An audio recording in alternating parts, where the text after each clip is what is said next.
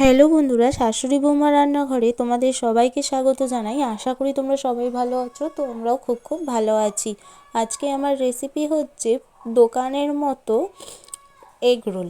তো দোকানের স্টাইলে এগ রোল বানানোর জন্য সবার প্রথমে এখানে পরিমাণ মতো ময়দা, লবণ আর সাদা তেল দিয়ে ভালো করে ময়দাটাকে মিক্স করে মেখে নিতে হবে। ঠিক যেভাবে আমরা লুচি পরোটার আটা যেভাবে মাখি, তো সেইভাবে কিন্তু এখানে আমি ময়দাটা মেখে নিচ্ছি। এবার অল্প অল্প করে জল দিয়ে ভালো করে ময়দাটা মেখে নিতে হবে। সবার প্রথমে বলে রাখি, আমার চ্যানেলে যারা নতুন তো প্লিজ চ্যানেলটিকে সাবস্ক্রাইব করে পাশে থাকা বেল আইকনটিকে প্রেস করে দেবে। তো কিছুক্ষণের জন্য চাপা দেওয়ার পর দেখো ময়দাটা কত সফট হয়ে গেছে।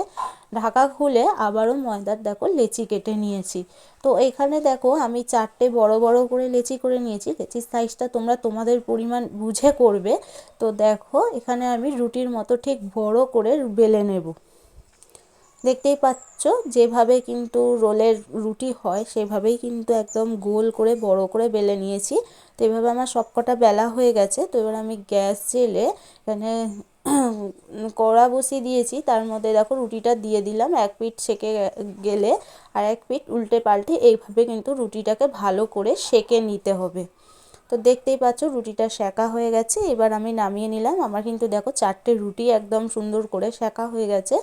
এবার এখানে দেখো নিয়ে নিয়েছি ডিম, নিয়ে নিয়েছি গোলমরিচ গুঁড়ো, সস, লবণ, লঙ্কা কুচি, পেঁয়াজ কুচি, গাজর কুচি, শসা কুচি। তো তোমরা দেখতেই পেলে এখানে রোলের জন্য যা লাগে আমি তা নিয়ে নিয়েছি। এবার একটা গ্লাসের মধ্যে ডিমটাকে দিয়ে দিলাম আর অল্প একটু লবণ দিয়ে ভালো করে ডিমটাকে ফেটিয়ে নেবো।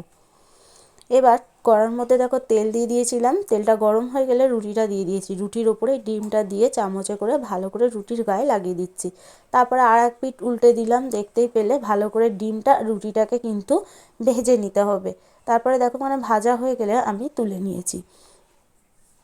এবার এখানে দিয়ে দেবো গাজর কুচি, শসা কুচি, গোলমরিচ গুঁড়ো, আর দিয়ে দেবো লবণ স্বাদ মতো, পেঁয়াজ কুচি আর লঙ্কা কুচি দিয়ে দেবো। দিয়ে এখানে ওপর দিয়ে সস দিয়ে দেবো, ঠিক দোকানে যেভাবে তৈরি করে। তো বন্ধুরা এখানে তো দোকানে চিলি সস দেয়।